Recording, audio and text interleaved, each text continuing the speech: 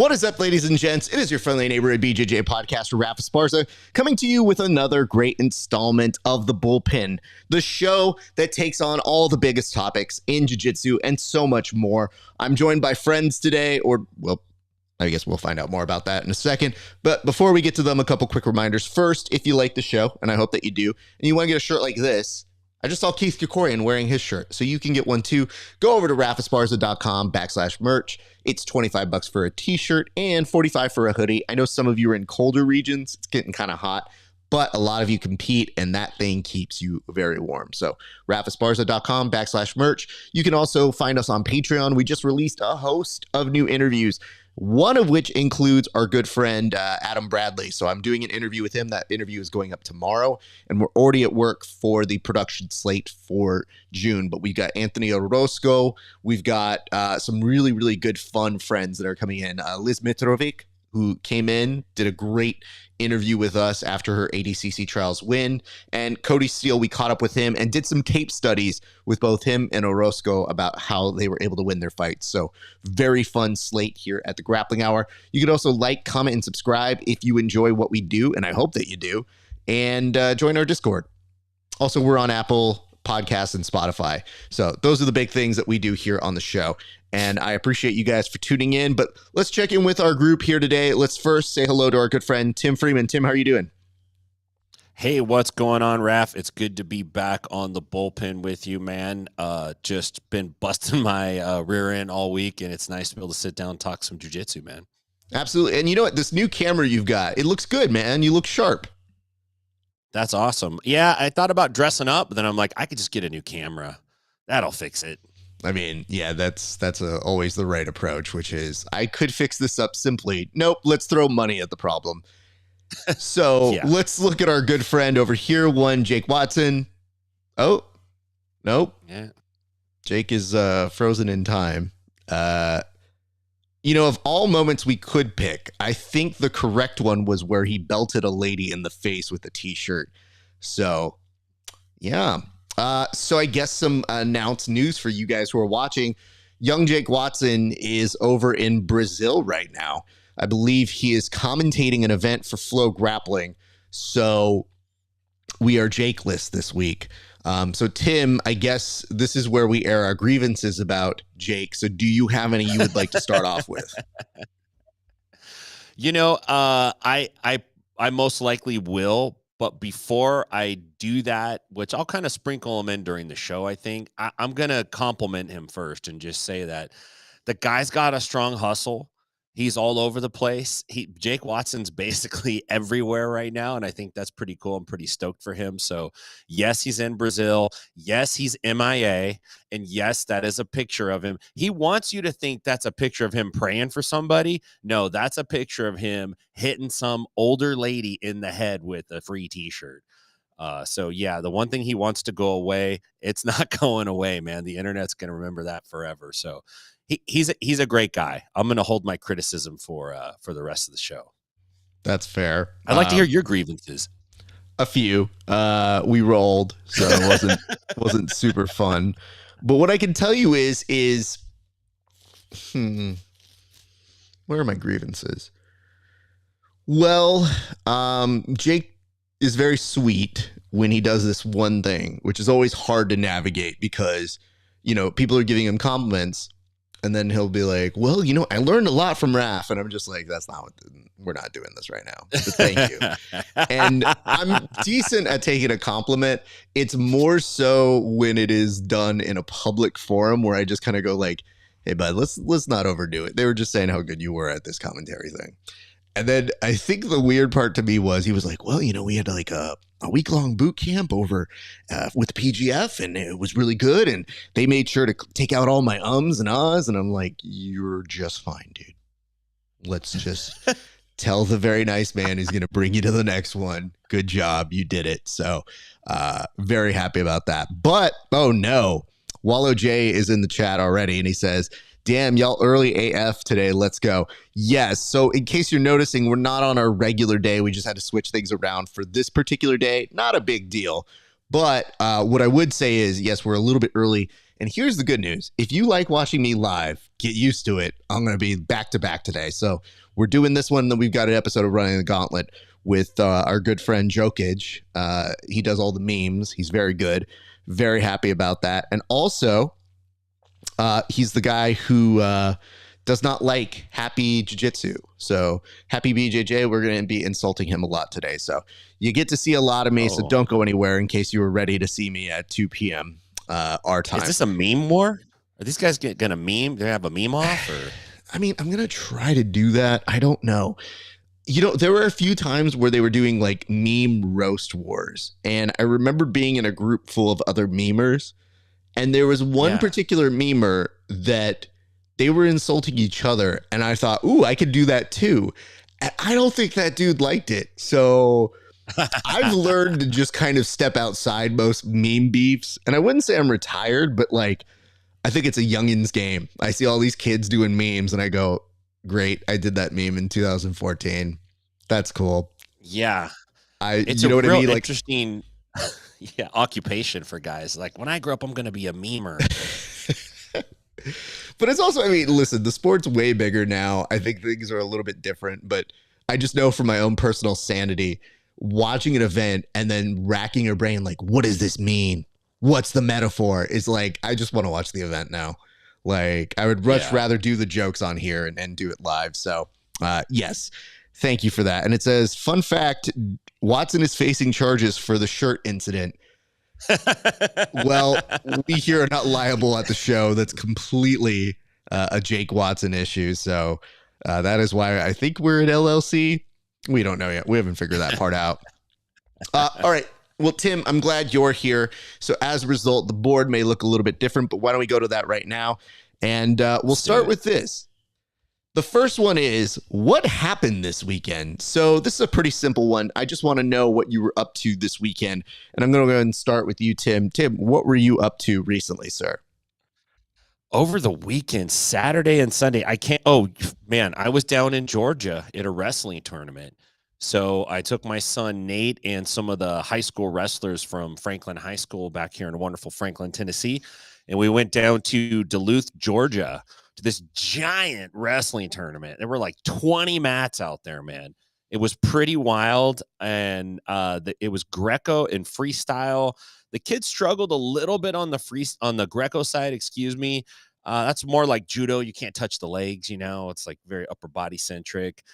They did a little better on the freestyle. They picked up some wins, but it was pretty cool to watch. And one thing is for certain, there are a lot of American grapplers out there. There are tons and tons of high school guys and girls that are wrestling all the time. And I'm starting to see more jiu-jitsu kind of mixed into it. And you could tell there's some cross training going on. So it's pretty cool to see. I think in the next 10 to 15 years, we're going to see some really, really talented grappling athletes, like at a whole nother level than what we're seeing right now. So that's pretty much what I did. I had a pretty good open mat. No, I was traveling Sunday the whole time. Actually stopped at Buc-ee's, the world's largest gas station. That was pretty dope, man. That's always a good time. Got a chicken sandwich. It's basically like a Walmart, but for gas stations. It's giant. You could get a gun. You could get jerky from the jerky buffet, and you can also buy, you know, some jeans and a cowboy hat in the same stop. It's pretty wild. So that's pretty much my weekend in a nutshell there, man. Could you imagine that you make like all of the accommodations where you go, oh, I need a gun. I need some cowboy boots, but I could also go for a chicken sandwich. Where can all of these things happen all at once? I'm just a little stuck where Buc-ee's. You know, it's funny you mentioned that. And I'm thinking to myself, I was like, dude, I lived in Illinois and Kentucky, and we'd be traveling around for tournaments all the time. So when you mentioned that, I go, oh my God. Yeah, I haven't thought about that in ages. Remember Buc-ee's? I do remember Buc-ee's. It took me a minute. Well, I went to go join our good friend Jake Watson. I went to go watch some fights. And you know what was glorious? I wasn't photographing. I wasn't interviewing. I got to enjoy the fights as a civilian, which meant I actually got to have a beer at the event. I got to talk to people. And what is glorious about talking to people in this format was I didn't have the pressure of thinking I needed to be somewhere else. So every time somebody was talking to me, it wasn't like I was sitting there thinking like, this is very nice. I do have to go. You've exceeded your 3 minutes. Goodbye. Like, instead, I just go like, hey, so what else is going on? How are you? Like, I felt like I got to the third version of like a depth chart of getting to know somebody better. Like, hey, man, so mental health wise, you good? You been enjoying this year? What do you think about that whole Kendrick beef? Like, having the ability to go through 3 or 4 different topics and then saying like, well, this has been fun. And I'm not very good at coming up with different excuses. So I just go, I'm going to go do something else now. All right. Bye, everybody. So that's usually where I go off. But so LXF was a blast though, man. We'll see. That's the difference. For you, if you can think of something creative, I'm all for it.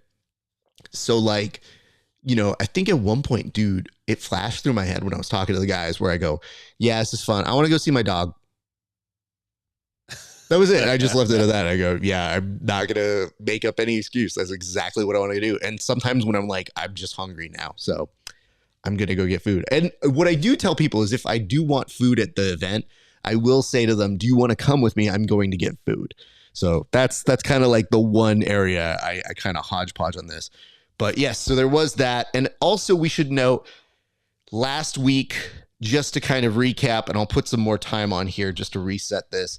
But last week there was a UFC Fight Pass Invitational. Did you get the chance to see any of that, Tim?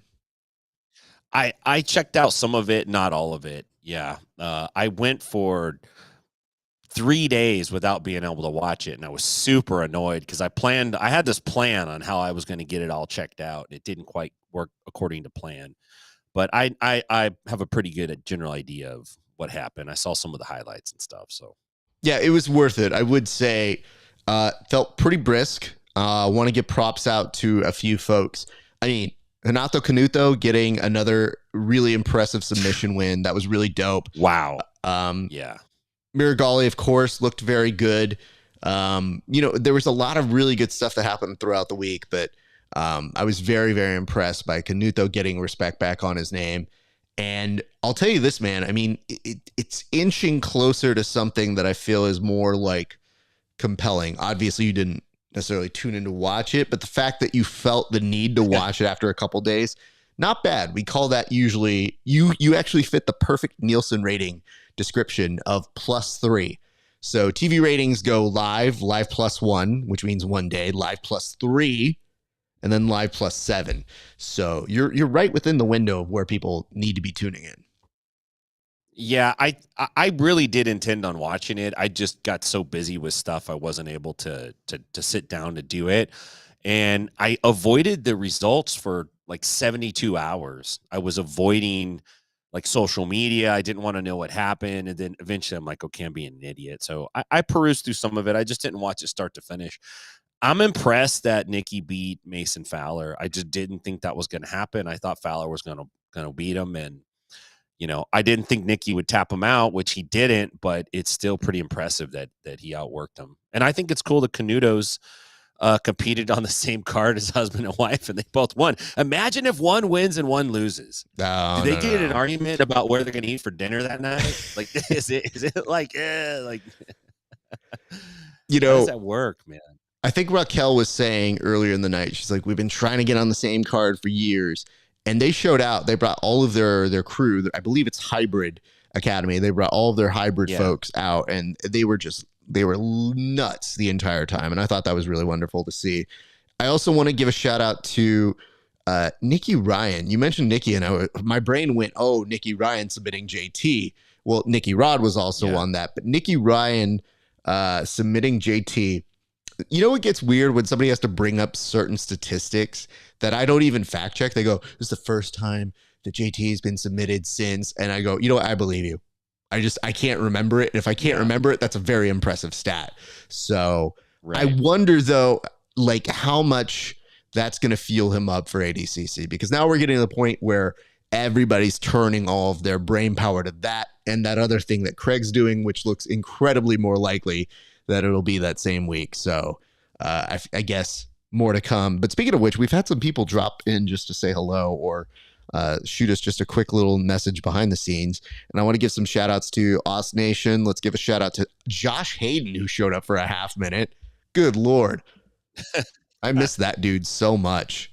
He is like one of the best hidden gems. And talk about the return of EBI. That was somebody who I very much appreciated covering way back in the day. Let's go to our next topic here, Tim. And our next topic is, where is Jake? Okay. So I think you know where he actually is. I'm just going to take a guess, and then you tell me where apparently he is, okay? Okay. Okay. My best guess on where is Jake Watson. I think that Jake Watson has been kidnapped. Now, hear me out. We don't have the money for the ransom, so the show had to go on without him. Now, do we feel bad about it? Moderately. Will we rescue him? No. Will we send out mercenaries to bring him back? I'm talking with a few. We're getting into a problem in terms of pricing. They want to go high. I'm trying to get them in at an accommodation. They're like, how much of Jake Watson do you want back? And I was like, well, the whole person. Are you only going to bring back half? And they said, that's about what you're affording right now. So, listen, guys, I guess we're just short of starting a GoFundMe for bringing Jake back. And listen, I think we should start getting used to how this box looks currently, because it's not looking good. So that's where we're starting. And I mean, Flo, they're not going to pay for it. You know what I mean? Like, let's be honest. Flo was already looking at like cloning Jake Watson to get him back faster. So anyway, that's where I believe we stand on Jake Watson. Do you know where he is actually at, Tim?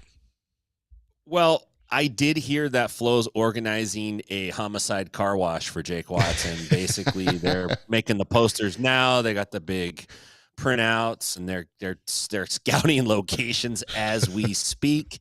They're going to hold a day of car washes for young Jake Watson. I believe he is in Brazil right now, and that's probably why his time schedule is a little altered. I think he's on a different time zone as well.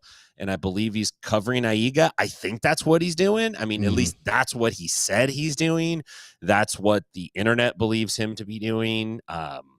What he's really doing, who knows? But I'm pretty sure he's down there with a microphone in his hand, no matter what he's doing. So, yeah, I think he's down at AIGA, man.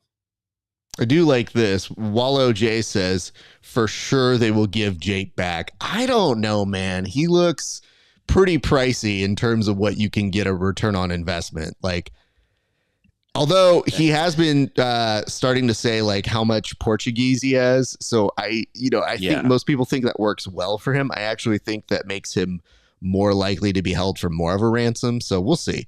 I'm glad you brought that up, because as Jake and I were talking this week, I kind of got the sense when he's like, oh, I'm going to Brazil. And I go, okay, great. And he goes, I think I can do the show. And I go, I don't think you can. And I go, I welcome you coming on. This whole design is that you guys could do it from anywhere. And he goes, no, Rep, I'm pretty sure. What time do we go? And then even as early as on Tuesday, he was like, what time is it right there right now with you? And I go, it's the time I'm looking at, dude. So yes, what time do you think it is? And he's like, great, I can do it. 2 hours later, cannot do it. Just found out I have another thing I have to do. And I go, like I said. No kidding. And you know what the worst part is? Then you get the apologies that are even worse, which are just like, man, I was really hoping. I was like, you don't have to apologize. You're on business. Go about it. No, but like, I really thought, I know. We're going to move forward. He gives you the aw shucks paw. Yeah. The worst part is, I go, that's why you learn as an older folk, never have expectations so that you can never be let down. So that way, whenever he tells you this stuff, you're not sitting there being like, well, I was really counting on you to be here. I was like, hey, man, I already had the black and white version of you that's already been like RIP Jake Watson photo. Like, if Jake passes, that's the photo I'm using up there. Like, that's the one. I hope you guys understand that. I made that in 2 minutes, and I will not let that time go to waste. Speaking of let time go to waste, why don't we go ahead to our next segment, which is, now how do we say this one, Tim? What do we call it? I think it's AIGA. I think it's AIGA too, but think that let's be very clear. Hold on, time on clock right now. Let me just get straight into this because Go, I want to Raph. tell you guys. Go. Listen, you can't tell me how to call this. Whenever I was like AIGA, and then why is it AIGA, and now it's AIGI?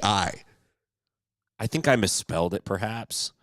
That might have I been my don't fat know that. finger. Well, maybe you did. At first, I thought you put Aldi up there, like the convenience store, and I was like, "Do I have to go to the market?"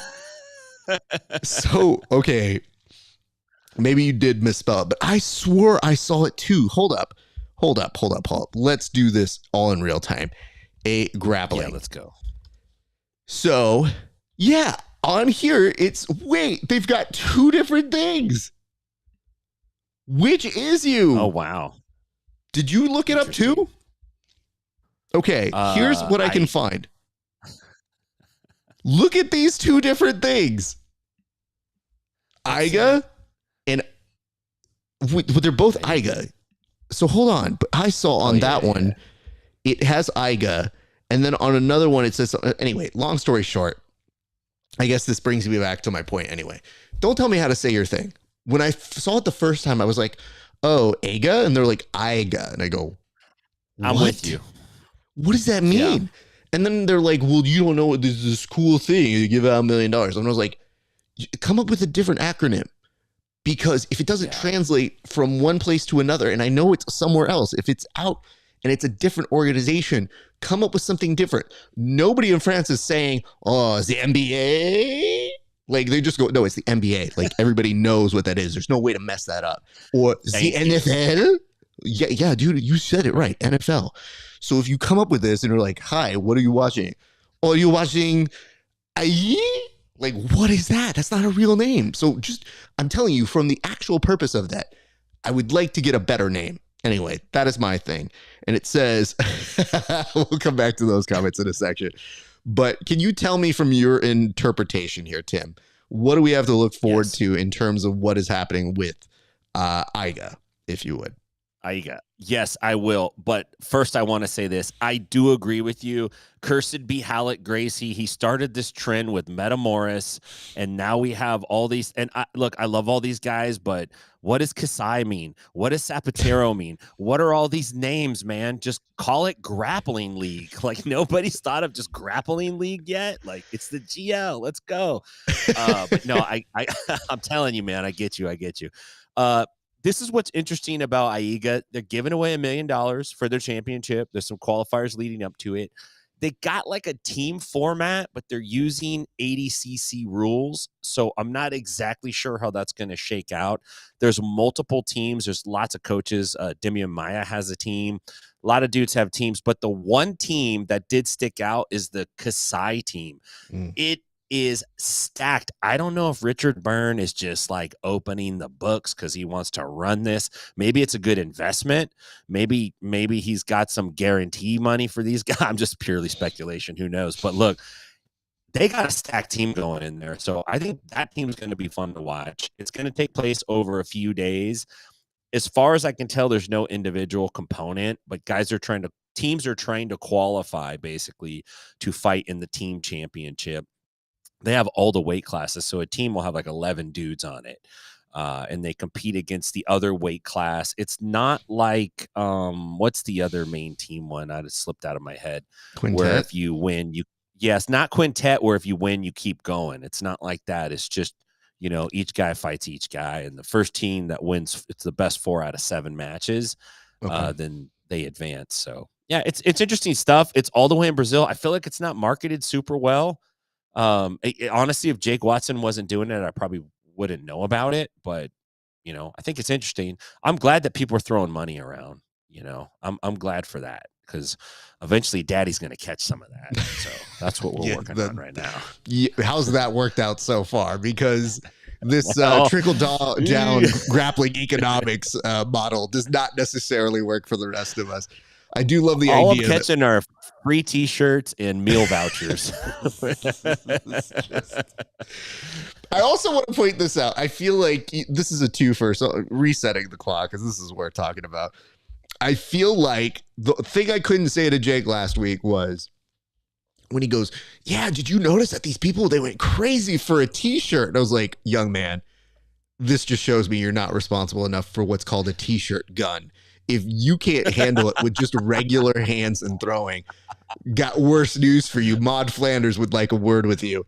I just know that when I see people like that, and he's like, I'm just so surprised people were so crazy for t-shirts. I was like, bro, they didn't even know they were getting a Flow t-shirt. They just want to win. Like, if you introduce a t-shirt, they want it. Whatever free shit you're handing out, great. If it's a DVD, the first instructional that was recorded off of a Panasonic telephone, they'd be like, yeah, give me that. I'll go ahead and take that cell phone footage from like 2000. I want to see what Jeff Glover did then. Yeah, so, they would. You're right. Let me go back to this, and I just want to point this out. Yes, we probably wouldn't know AIGA would be happening if Jake wasn't there. You know what we would see? We would see the clips of it. So it seems like the model here for them is less on must tune in, which baffling, but more so on putting the social media clips and trying to get our reactions off of that. Now, that is a modern form of internet, and I think that it's good to create attention for the event. The problem is, if we're not excited about tuning in or we don't feel compelled, it's very difficult to do that. And it seems like almost the bulk of the information is coming from the athletes themselves. So I probably wouldn't know as much about it if I wasn't following Andrew Tackett. I see Andrew Tackett's involved. I see what a great team he's got. And then you think, oh, I want to watch this. When is it? When does it happen? And you feel like whatever marketing they're doing, it's subdued. And I don't know if it's a money thing. I don't know if it's a they want to oversaturate us with information. But I just think, like, why would you ever spend $1 million and keep it a secret? So yeah, no kidding. It just begs this question of, can we get some, like, I know we've got doctors and police officers in jiu-jitsu, but can we get some marketing officials in this bitch? Can we start inviting, like, bring a friend in jiu-jitsu who's good at marketing or PR? And I promise you, I think that will take us a little bit further. And I don't even love PR people, but you know what? They serve a purpose. And I got to tell you, the main way that we do PR in jiu-jitsu is we tell people they can have press credentials if they are essentially unpaid PR, which is very weird, and that's why you get the results you get. The only things that transfer are if they are dope clips. And I got to tell you, every other sport gets us invested in some other way other than just dope clip. So I think we need those people. If we can somehow bring a friend, get them in training, we might stand a chance. But for right now, very concerned about the future. So that's my push to everybody here. Yeah, that's well said. I am in agreement with you on that right there, man. Thank you. We did get a couple comments here. The first was, he's 26. His frontal lobes are not fully developed. He is technically a teenager. Yeah. I mean, can see that. Yeah. I mean, I'll say this again. Jake and I got the first chance to roll with each other. And what ends up happening is he's a big boy. And I think Keenan Cornelius once said that jiu-jitsu works up to 30 pounds over you. And that was kind of the case with Jake, where I was starting stuff and then it just was like, well, this isn't going to work. Okay. But he definitely did have the movement, like a very excited, like, teenage kid bouncing around. And I just go, this is going to become less and less fun as we go. So even though he's like, yeah, I fell out of shape. How long were we rolling? I was like, an hour and 10 minutes. And he goes, wow, that's crazy. And I go, yes, it's time, young man. I guess that takes us to our next question, which is, can we get a Sarah McLachlan to sing about the loss of Jake Watson? Hell yes. Only if it's in the arms of an angel. Please, come on. I gotta hear it. It'll be great if she's like, it'd be so great if Sarah McLachlan's like, actually, I want to play something from my new album. And you're like, no, just give me the Death March. Give me the Death Dog song. Like, that's the one we want. She's like, I want to redo Possession, but in a new way. You know what I want to say? I don't think people understood this. You lived through this era. I lived through this era. There was a time in 97 where you had Sarah McLachlan, Paula Cole, all these people who did Lilith Fair. And like the top performer, if you would, was like a Celine Dion. An adult contemporary was threatening our lives.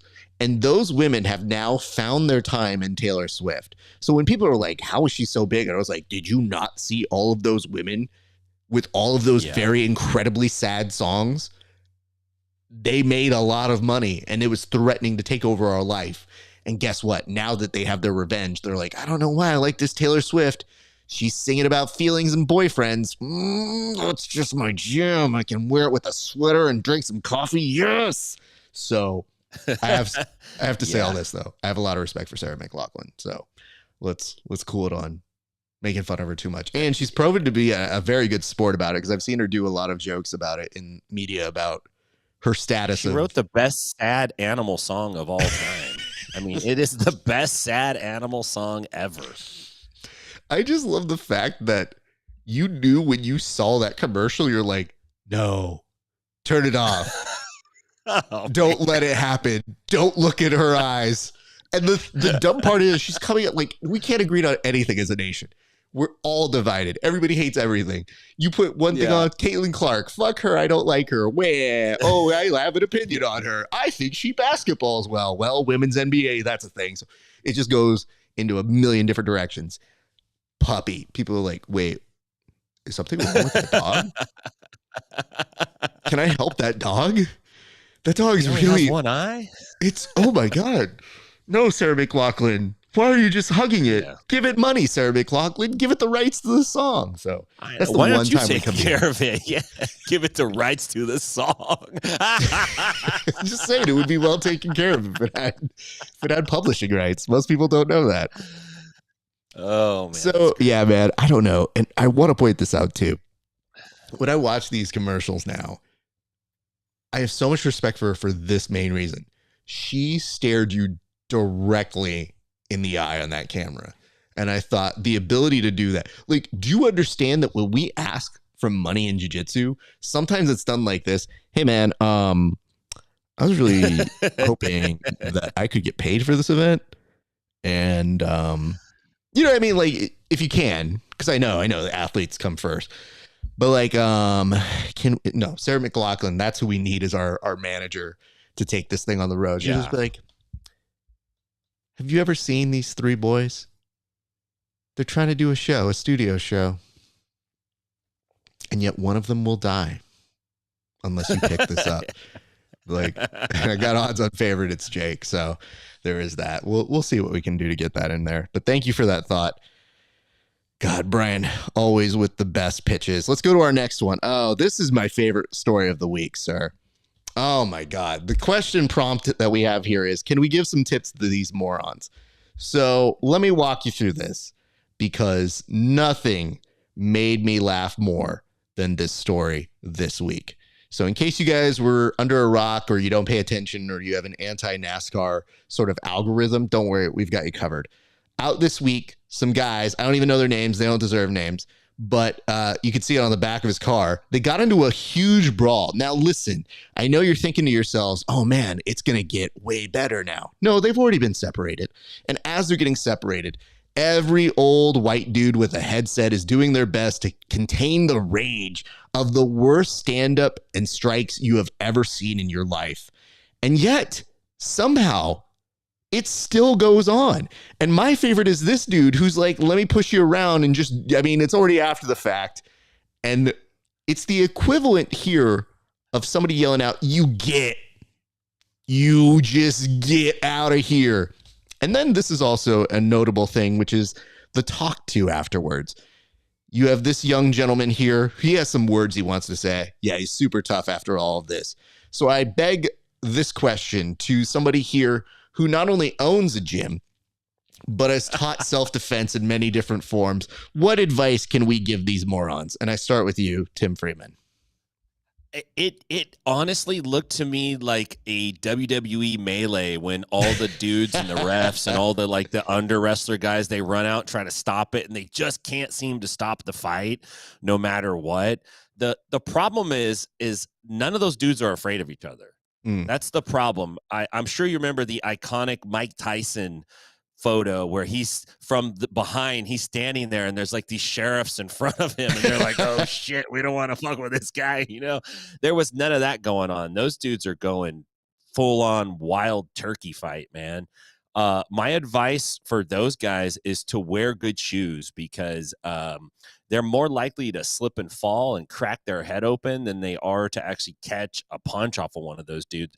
They're just swinging and grabbing and shaking. They come from that school where you grab someone and you shake them real hard and you yell at them in the face, and then you consider that kicking their ass. I just think they don't respect each other. It looked like a pretty funny scuffle. Do you know what the beef was about though?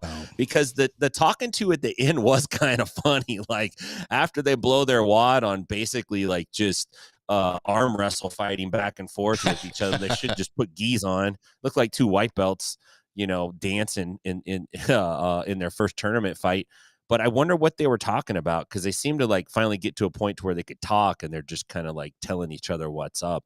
No clue what it was over, but yeah, those guys look pretty amateur hour to me. I thought it was best for my journalistic integrity to come in with as little information as possible. Yeah. Here's why. It's NASCAR though, baby. Yeah, but I mean, like, you could figure that they don't take much to get riled up. I just thought the form was something that immediately jumped out to me because, hey, listen, guys, we've all been provoked at some point in our life. Some of us have been in altercations, some of us have not. But if we look at this again, just from an objective standpoint, all right, first things first, let's go ahead and stop here. Now, you're noticing it's less of a punch and more trying to hit his hat off his head. Like, oh, I don't like that hat, you bitch. And the best is the retreated hand. Like, it's the retreated hand after you do this, it's bringing it back. So I think what he's thinking is maybe I want to have my hands back defensively because you don't want to keep your hands down. So I gave him that much credit. Let's go back to the footage because after he goes for that initial hit, he brings it back. Now he's going to think about trying to grab again and go for a second hit, but yet he's not able to do it because one, he sucks, and two, everybody grabs the punching arm. Now, hold on. Here's the person that I love the most. Whoever's recording right here, you are the real friend. Let's be very clear, because I tell people this. If you get into a fight in a public place, it is everyone else's duty to record it, because I don't care if you get injured. You've already subscribed to a fight. The rest of us want footage of you looking like the biggest idiot possible. So kudos to that person who came through. Let's come through here. And I want to make sure as we follow it along, we're noticing. Now, here's what I love. Check out the dude in the blue shirt here, Tim. What is the dude in the blue shirt doing? Oh, he's got one on each guy. It's just the fact that he's grabbing both of them and thinks that grabbing this much cloth is like, well, I got a hope and a prayer that this is working. Having said that, you did make mention of them wearing gis, and that was my first thought, was he's trying to get maybe a pistol grip here, or maybe he's thinking like, let me just bunch this up and let me hope for the best. The only thing it doesn't do with that far off is it doesn't give you any control. So that dude already not doing much. And now we get to the point where everybody here wants to get involved, but nobody here is actively breaking it up. So everybody's just kind of putting hands on it. Like, okay, I've got hands on it. It's almost like a bad white dude conga line. Yeah, and then, right. A bunch of drunk guys. Yeah. Yeah. So my favorite is if you get a dude with a headset that walks out, you've definitely made something happen. But the teeth grit here is unlike anything I've ever seen. This is when your dentist tells you to open your mouth because he can't get inside because you're blocking it. So he's like, hey, put your tongue down, please. Okay, smile real quick. Okay, and open wide. It looks, take it back. Can you take it back just a second? Yeah, of course. This looks like when you're at a backwoods church, no offense to anybody, and they've all decided that you have an evil spirit and they're going to get it out of you. And they all just kind of converge on you at the same time. You know what? They're all putting their hands upon him to be like, yes, release the demons. I ask you to exorcise the demon out of this NASCAR young man in the name of Mountain Dew. I ask you to release him, Satan. Did you see the UP? Who's the UPS driver guy in there? There's like a guy. It's like a UPS guy. He's in like 6 different spots in that melee. He's, you know what I'm talking about? Yeah, Watch. I know exactly what you're talking about. Like the dude just Shows came here right from up in the delivering a beginning. package. He's like, somebody needed an iPhone charger. That would be so great. And wait. Did you catch this in the background? Who's the person just going back into the car? Look at this. They go into the truck. In the very far background, you're going to see a door shut. That is my favorite person because they're basically saying, like, I'm not getting involved. Fuck this. Oh, yeah, this they shut the door. They closed it from the inside. And so, like, I just made a sandwich. So this dude then emerges as the true MVP because he says, you can't get up here. Yeah. Pushes him off. And you get. All right. I'll end with this. This is where I knew this dude had gone awry. If anybody ever holds you like this in your life, you've kind of messed up a little bit. Let's just say that.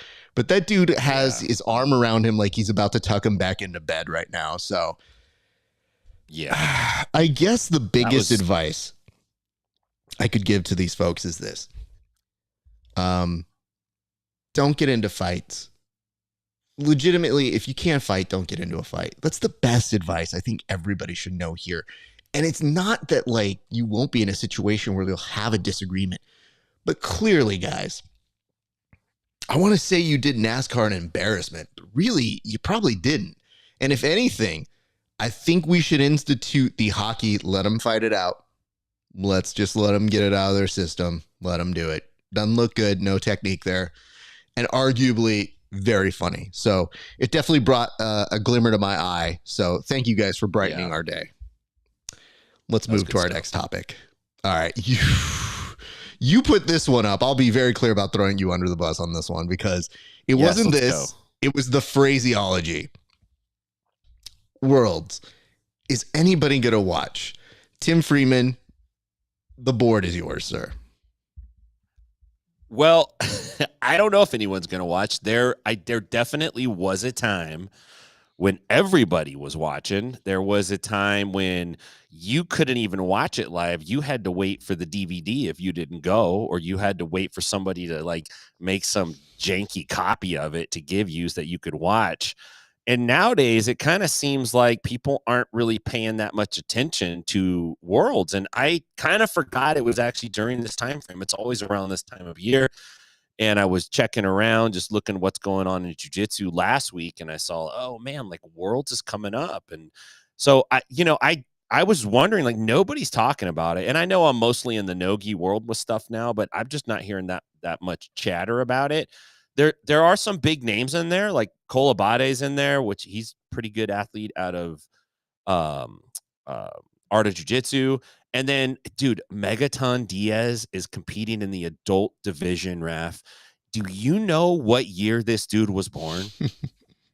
This guy was not born in the 80s. He was not born in the 70s. He was born in 1967. And he's competing as an adult. He makes me feel like a turd. Like he just does not make me feel good about myself. But he's out there competing. PGF vet Daniel Sattler's out there competing. So there's some cool names. AJ Agazarm's out there. Roberto Jimenez, Haydon Gracie. So there's still definitely some guys doing it. I just don't think there's as much attention on it. The rosters are packed all the time. So obviously they're making money on it. But yeah, just kind of curious. What happens to gi jiu-jitsu? I don't think it goes away, but I don't know if it grows. I don't know if it expands. I don't know if it's at capacity where it's at right now. That's why I asked that question. I'm just not certain. Like, I wonder for the listeners and the people who are watching, like, are they watching Worlds? Like, are the people watching the bullpen? Are they watching Worlds? I don't know. Hard to say. Are you going to watch it? No. After all that, you're like, no. Are you kidding? I mean, to be honest, how do I put this? I would go cover Worlds and I would go photograph it, and I really like doing that.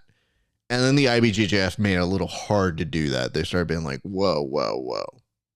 Are you going to tell people that the Worlds is happening? Can't have that. Get out. Also, the real issue I think they had was they didn't like people doing interviews because they were like, Flo does interviews. So I see people kind of run and gun it and do it. And I always try to do it the upstanding way. So once that happens, I go, hey guys, you're kind of souring me on this. And I want to say recently, they stopped taking freelancers. And I put up a post. I was like, hey guys, just so you know, if you're a freelancer, don't take this bullshit.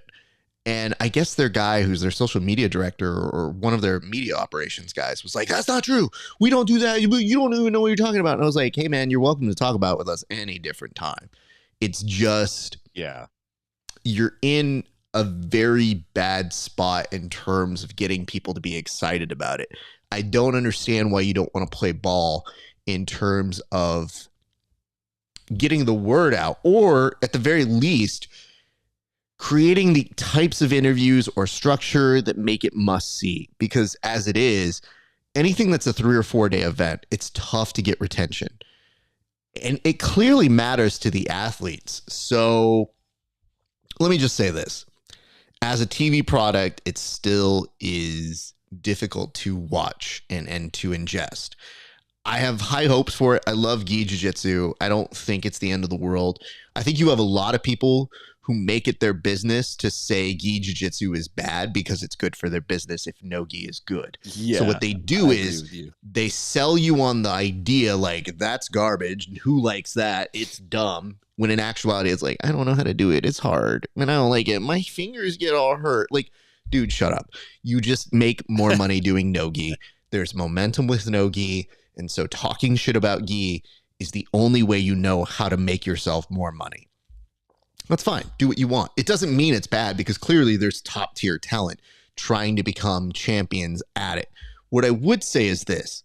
If Worlds really wants to get people involved and interested, I think you have to do a better job of advertising big matches. And I think that you need to really go in on like covering people who are having a streak.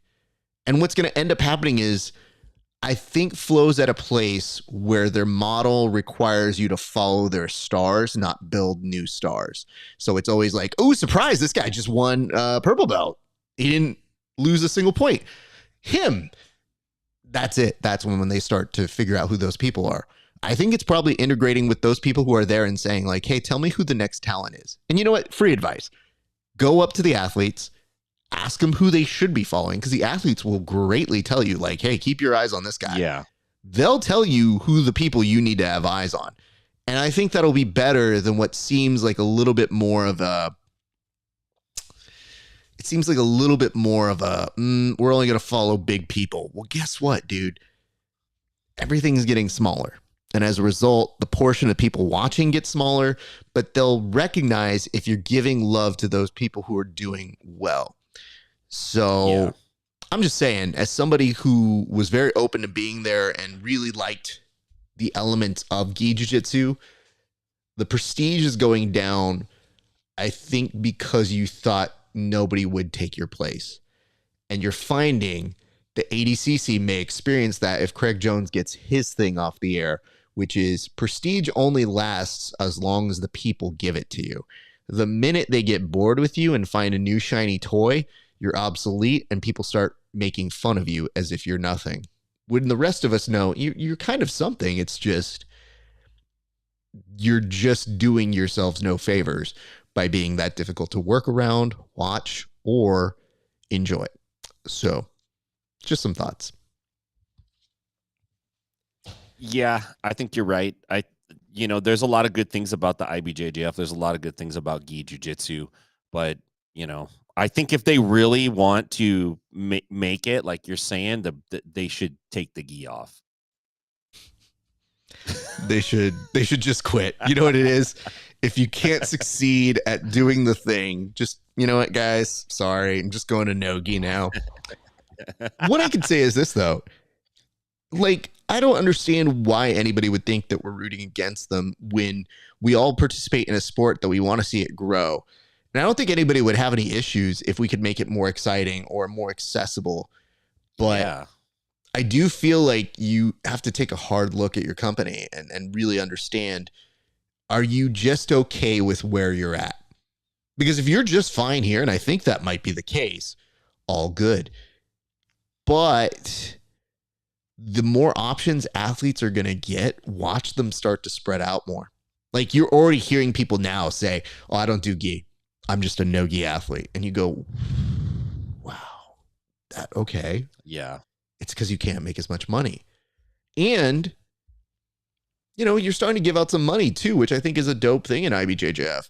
But maybe you're going to start seeing people game that system and be like, well, it's actually easier to make money in this gi tournament than it is in that no gi. Because, I'm just saying, if you're just stagnant and you don't want to grow, do exactly what you're doing. If you want to open your ideas up to maybe expand and maybe be ready for whatever's next, because every sports bubble is in the middle of like, people want that sports content. So you're already at an advantage. But if you don't grow, you're going to be the sport that's not getting the love and the money. And you have all the capabilities of getting better deals, more integrations, and getting people to tune in live. If you can learn how to do that, you're going to grow. If you don't, I mean, bowling's fun, right? We can just watch that. It's a big deal. I'm just saying. All right. Now, was this yours or was this this was mine? Okay. Because I feel like you know where I'm going off of just what is on the screen here. So I'll just get to mine right now because I just want to point this out here, guys. Listen, I have 0 tattoos, so I'm not necessarily the demographic for this. But one of my friends posed it to me one day, and he said, Raf, can you show me one good jiu-jitsu tattoo? And I was perplexed because I couldn't show him one. I looked through a lot of my friends who have jiu-jitsu tattoos. No offense. A lot of you know who you are. And I was like, that one's not good. Yeah, I don't like that one either. And then some of them get like the black belt, or some of them get like, hey, this is me. Like, this is representative of my instructor. And I go, I don't want that either. Okay, I don't know. And then they started showing me these ones that got a little bit creepy. And when you really look at it, getting any of these grandmasters tattooed on you, I just want to remind you, they don't come off. And not everybody stays at the same affiliation. And I've seen people go over their tattoos when they have suddenly left a certain organization. Now, again, I say this as a person with 0 tattoos.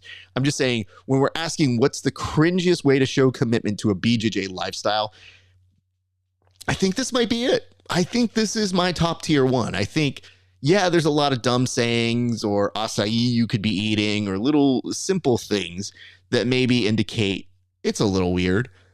This one to me, I don't know. If you've got a really dope jiu-jitsu tattoo, please send it to me and we will judge here on the show. But as it is, I don't know too many of them. And I'll ask you, Tim, do you know of any good jiu-jitsu tattoos? Do you have any jiu-jitsu tattoos? I have a couple of tattoos. I wouldn't, I mean, I have a tattoo that maybe would be considered a jiu-jitsu tattoo. Maybe I don't know. I'll send it to you. We'll show it next week. We'll tease it this week. We'll show it next week. We'll have our team of experts weigh in on it. Yes, we'll just be there with like fine-tuned, like, well, I do believe, oh, okay, there is different colors. Yes, I can affirm there is 5 different colors there. Yeah. It's funny because on the notes I quickly wrote down BJJ tattoo of the belt. And I've seen the ones where like they get the belt, each belt they get, they kind of add it to their body and they color it in. I mean, I get it. I know that you're proud of it. I've seen the affiliation tattoos and I've seen people leave affiliations. I've also seen this. This was actually firsthand when I first started. This like traveling sales dude came through the gym and was like, hey, I could make some shirts and sweatshirts. And it was kind of like this dude with a wrestling background. And my instructor was like, we don't actually have a logo. Don't worry. He pulls out this book, flip through here. You could pick a logo. And he picks this snow leopard, snow cat looking thing, just random, one off, makes a bunch of shirts, sells them to the people in the gym. Oh, that's so cool. One of the dudes goes out and gets it tattooed on him. And the rest of the guys are like, that's not a regular logo or anything. That's just like Sensei didn't know what to do, and they had a book, and he just like kind of picked one that he thought looked cool. Yeah, he repped it hard. Outside of that tattoo, the other thing that I see, and this is almost always for blue belts and below, almost always, is the bumper sticker, particularly the one that says "My kid will choke your kid." Mm, That's probably my cringiest. Where you look and you're just like, oh yeah, and you drive by and it's like some dude who's, a 3-stripe, 4-stripe white belt, looking hard, repping his academy and all that nonsense. But yeah, man, BJJ is so fun, and there are some really cool aspects to the BJJ lifestyle, but there's definitely a big element of cringe, and I think that's with all the fringe sports and stuff. CrossFit's got the same kind of thing. People who do Pilates, people that are into rock climbing, you know what I mean? Like it's all kind of got that same weird kind of flex. So, but definitely, I think the tattoo is the way to go there, man. yeah, I don't know, man. Like I see the tattoos, and again, I always have to kind of take myself out of it because I go, okay, I'm not really part of this conversation. But when somebody with tattoos is like, Raf, jujitsu's lame, and I go, no, jujitsu's not lame, and he goes, okay, well then show me a good jujitsu tattoo, and I go, well, these are two different conversations. Hold on. Yeah. Don't compile them together. Don't hate jiu-jitsu just because people don't have good tattoos. And then I looked at him and was like, you have bad tattoos. I can't get into that, but I'm just going to let you know. I would say 2 of them aren't great, but I won't tell you which 2. Think about that. And, he tells me this, and I just told him, I'm like, bro, I don't think this way because I don't, like, to me, I think it's kind of cool when you see somebody who has, like, a good tribal tattoo. Like, Samoans, very jealous. Always really cool tattoos. And it means something to them.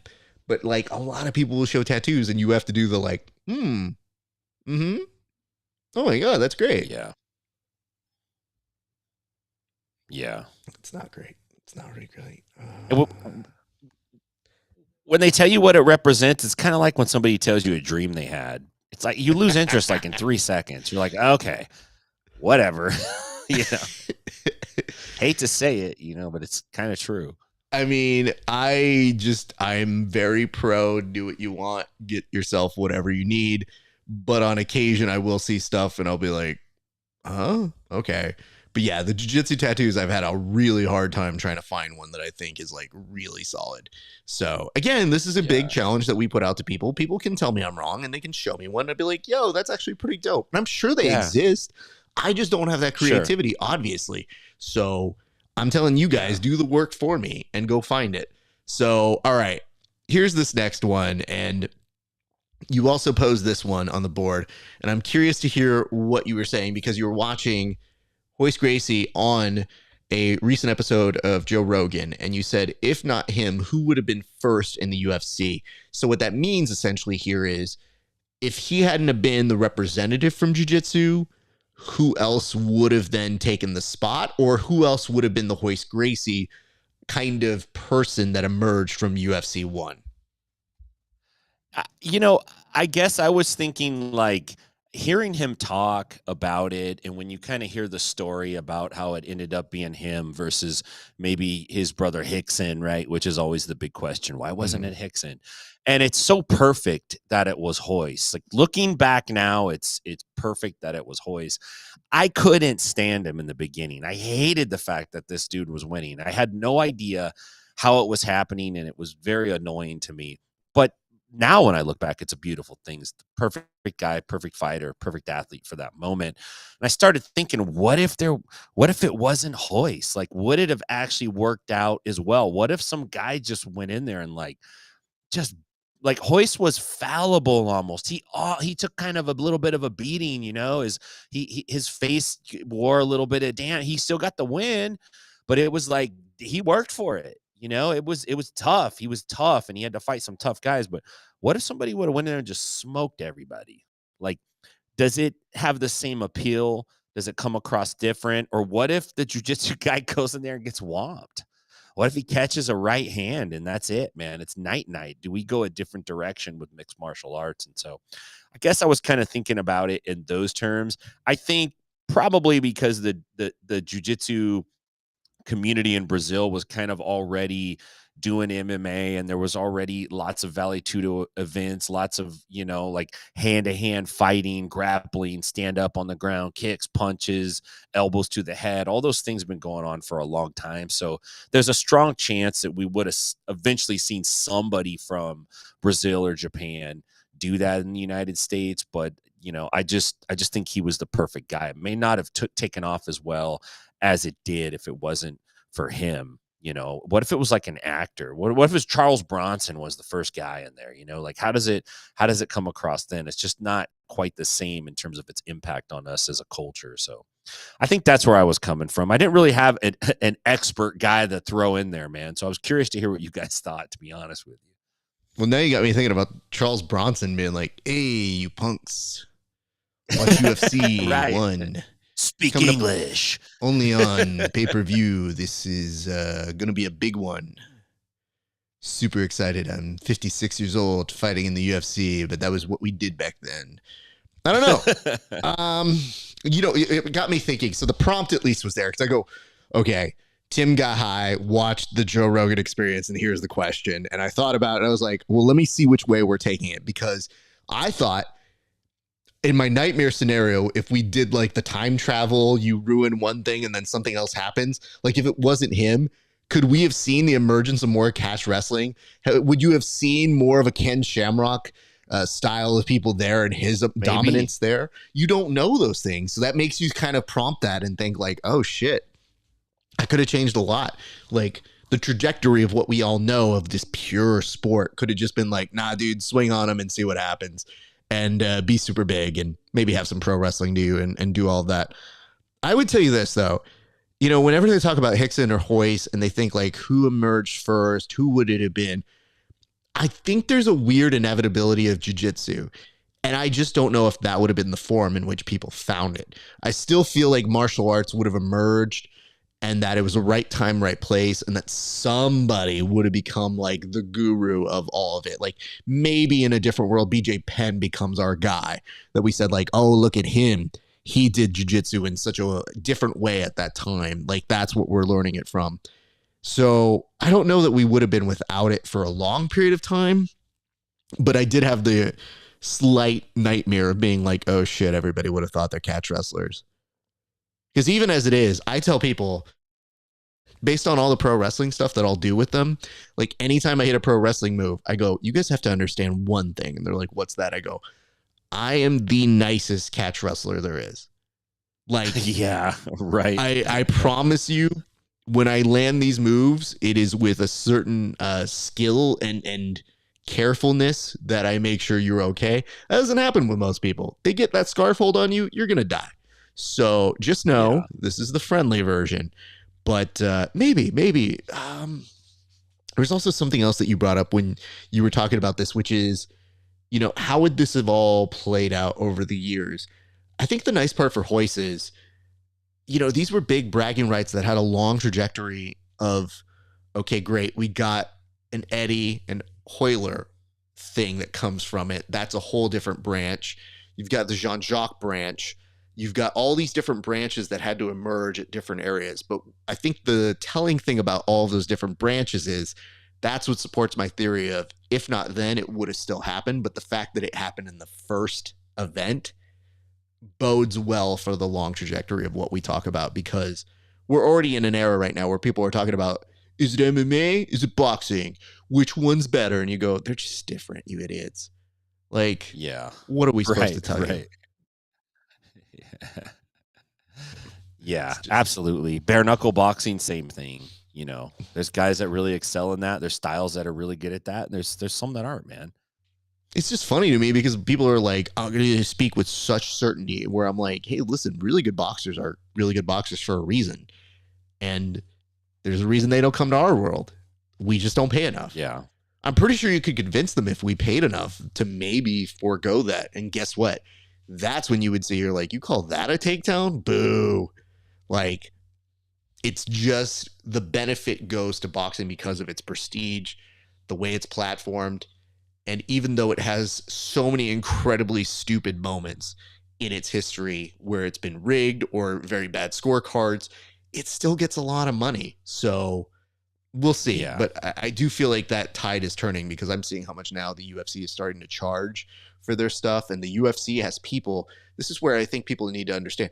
They have guys now who are starting to realize how much supply and demand there is for UFC. So they're going to start taking your money in ways that when people go, oh, I'm going to go catch that fight, do not go catch that fight.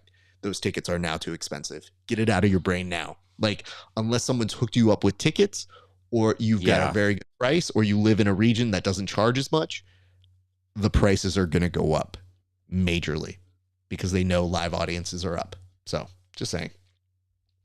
Yeah. Tim, we did get a question here, and I feel like this will be good before we get to the gallery. If not, well, this technically counts as gallery, so let's just go there. This is the next one, which is, what are you guys saying on the streets? And this question comes from Wallow J, and it says, question, I assume you both have ADCC tickets. If so, and you get the pre and post gig at BDCC, are you skipping ADCC? I'll let you answer that first, Tim. I'm not only skipping ADCC, I'm going to go NWO WWE Invasion style, and I'm going to film my part of the pre-show from ADCC for BDCC. You know what I'm saying? Like, we're going to do like a live invasion of it. Man, I do have tickets to ADCC, and I'm not going to lie. I'm selfishly concerned that I'm going to show up out there and the event's going to get fractured, and it's going to be like two mediocre events, or two events where one is organized slightly better than the other because it's been around for a long time, but it doesn't have as many big stars.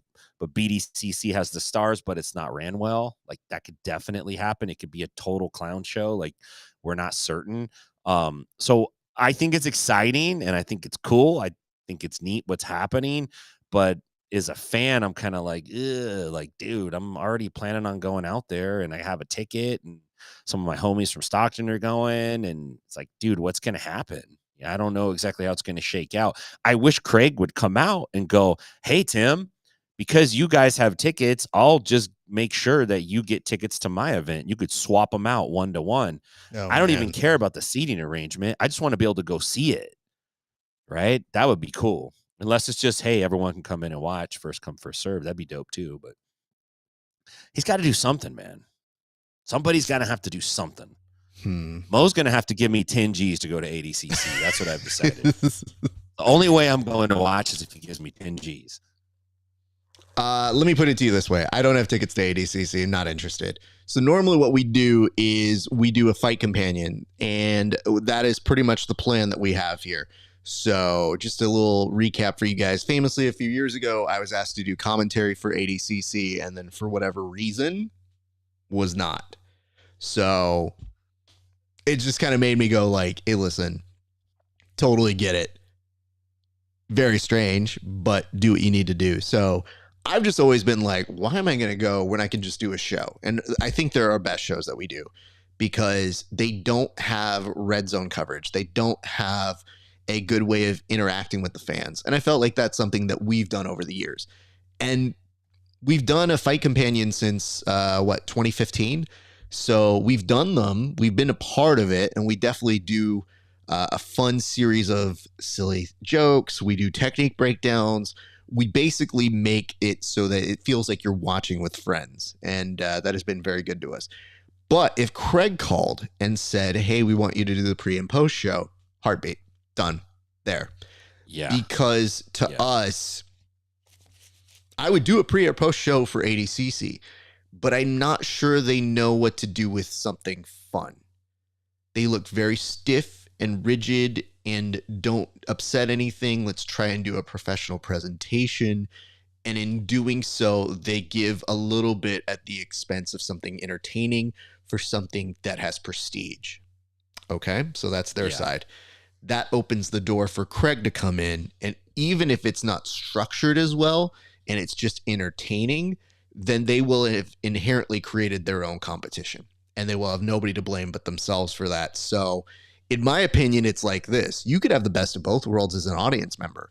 You could say, I'm going to watch both and have them both on. And one could be where some of the biggest stars in our sport go for the athletic aspect of it. And on Craig's, you could have something that's completely batshit that at the same point has a compelling draw into itself. And if you look at the different business models that work, a lot of these different things, like bare knuckle is not trying to get you to think this is the most authentic form of athleticism. They're just saying, here's an alternative. And you're seeing more and more people invest in it because it gives you the clips that you want. So I'm just saying, I know we mentioned that as a way to kind of rescue the live tune-in ability for Worlds, but these guys both have momentum. And if you see one of them start to emerge, I think it will hinder the business. And I've said this on a show recently, which is, I know Mo went from undermining Craig's thoughts and intentions, but then that very quickly changed when he saw it was going to be the same weekend. And that rhetoric went from, oh, it's nothing, to now, hey, Craig, you're going to ruin the sport. And that can only tell you that they do feel the realistic burden of it creating a problem that weekend. So Craig may be inevitably spoiling the fun for Mo. But I'm just saying, and I see here, it says, I would like to photograph BDCC. I'll sell my ADCC tickets. Absolutely. And here's what people need to know now. These are valid conversations, and you should have the choice. And guess what? That choice wouldn't exist if there was a compelling reason to stay there. And what you're saying is, if you couldn't be credentialed as a freelancer, which I do believe Mo is not a huge fan of, and somebody gave you the opportunity to go do what you wanted to do there, why wouldn't you? So I'm just saying, all the little structures that they have put in may be some of the things that come to affect them. Now, I wish all of these parties well. It's just, if they want to play nice and they want to come have us be part of the pre or post show, I'm in. I'm happy to have those discussions. But, maybe they don't want it. But I will say that does segue nicely to, I guess when I was putting up the peanut gallery this week, there were a couple things that just kind of baffled me, Tim, this week. And I legitimately did try my best to understand them. And when I can't understand things, I bring the book to my friend and I say, read this sentence for me and make sure that I'm not out of my element, that I'm not insane. So this very first post here that I'm posting, if you wouldn't mind just reading what it was that I put. It says, call me if y'all want pre and post show for the event. We'll be happy to host, and I can't see that bottom part. And produce them with y'all. And is it say produce them with y'all? Yep. Produce them with y'all. Okay. So I posted that clearly, right? Yes. Okay. I need you to try and make sense out of what this response was from Gabby Garcia.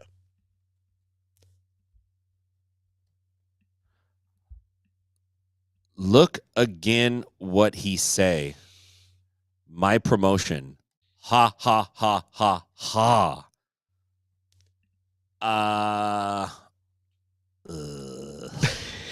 That's like a Beavis and Butthead moment. Well, I don't get it. I don't get it, dude. I just wanted to make sure that I wasn't absurdly out of place when I was trying to figure out what she was saying there. But I will give you even further context here, which was, listen, I put up a post to Craig and I said, we will gladly do your pre and post show. And I understand, he's putting it all together. Maybe it's not something they're interested in, but listen, closed mouths don't get fed. So Craig's original post says, just booked this venue for August. And it was put up the video for the Thomas Mack Center, I believe. And he says, still can't believe how cheap it was. Damn. And he says, saving so much money on production, we can give away over $2,300,000. So when Craig put that up, I think what Gabby was responding to was him. At first, I thought it was me. And I immediately went into, what have we said about Gabby Garcia? I know we've done memes. Well, and then I think to myself, I'm like, you know what, though? We've never really taken the sour bait on memes. So I don't think it's that. And then I realized, she's trying to say something about production that he was mentioning. And I didn't know if it meant us. I didn't know if it was just directed at Craig. But it confused me so much that it brought me back to that original post that she put up afterwards, which was, look again what he say, my promotion. Ha ha ha. I have to ask you this, Tim. Now that you have the context of this Craig statement with the venue, what the hell was she talking about? I don't want to piss her off. You don't have to piss her off. I'm just trying to understand what she said. That's all I want to know. I think what she's saying is I think she thinks Craig is saying my promotion can pay $2.3 million more. And she's going like, oh, look what he says. My promotion in air quotes. He only has that because ADCC's there and he's just janking it from him. Like, maybe that's what she means. I thought her and Craig were like cool with each other though. So maybe it's like tongue in cheek. Like, I don't, I think they are cool with each other, know. But I just like, I think when you add something in, like you photocopy a photocopy and somehow the translation gets lost in there 3 or 4 different times, because I think this might make sense to her. And I couldn't tell if it was a slam on us, but it seemed more like it was a slam on Craig. So it looked like everything that somebody said, she just went down the line and was like shitting on it. Like, no, Craig dumb. Oh, screw Craig. Right. Look what he said. My promotion. And the thing is, he didn't really even say my promotion. He was just saying like, hey, we're going to save so much money on promotion.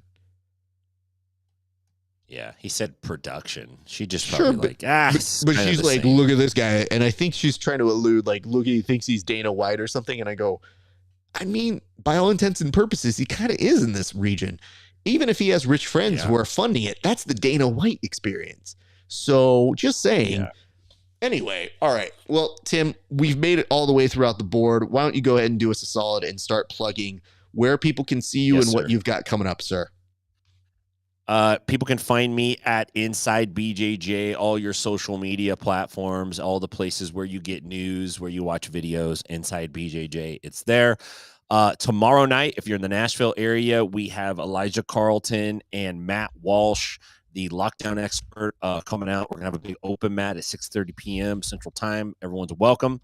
Saturday, Matt Walsh is putting on a tremendous illegal reverse lockdown seminar. So if you want to know how to get DQ'd by the IBJJF, you need this seminar.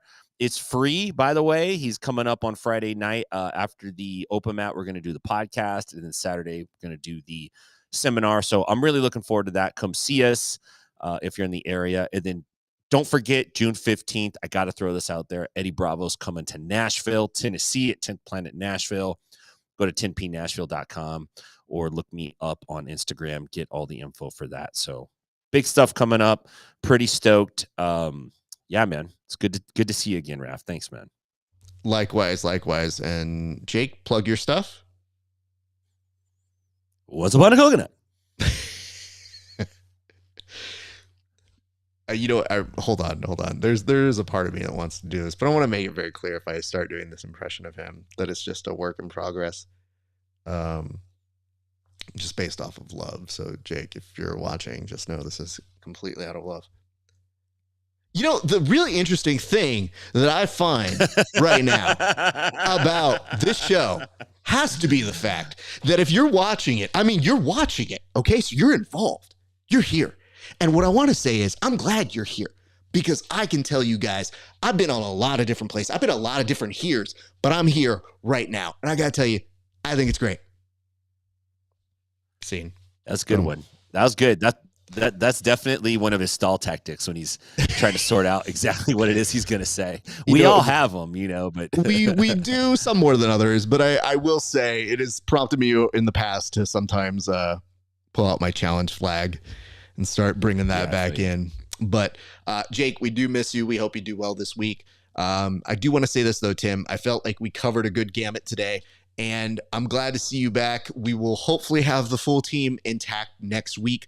We do have a lot more stuff coming up. But yes, next week, we will try to keep eyes on what is happening because I believe Worlds is next week. So it's that kind of May 31st-ish weekend sort of thing. So keep eyes on that. Keep ears on that. Be sure to follow us, tell your friends, clip this if you want, all that good stuff. But I'm going to go and close this up, and I'll say bye to you off air in a second here, Tim.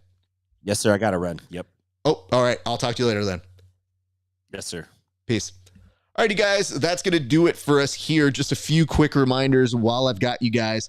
First and foremost, like, comment, subscribe. If you didn't know what you wanted to comment on right now, do us a solid in the comment section. Tell us what you think would improve for IBJJF Worlds. Like, what can we do to make things a little bit better or more entertaining? We would love to see that. So go do that. You can also get one of these shirts. Check this out right here. Grappling Hour t-shirt. You can go on over to rafesparza.com/merch. You can also do a few other things that are very, very exciting, like go on over to our Patreon. So that's patreon.com/grappling hour. You can catch our interviews 30 days before anybody else. And I'm very stoked that you guys are joining us. We have so many good things coming up. So go check that out. And we also have a new segment called Road to ADCC that's happening very, very soon that will talk about certain athletes and their road that they did and the way in which they were able to qualify for the big dance. So check that out. That's going to be for premium users. We're on Apple Podcasts. We're on Spotify. It's at Grappling Hour. And you can join us at Grappling Hour on our, wait for it, Discord. Guys, that's going to do it for us. It has been a great day for grappling. We'll see you back on the mats.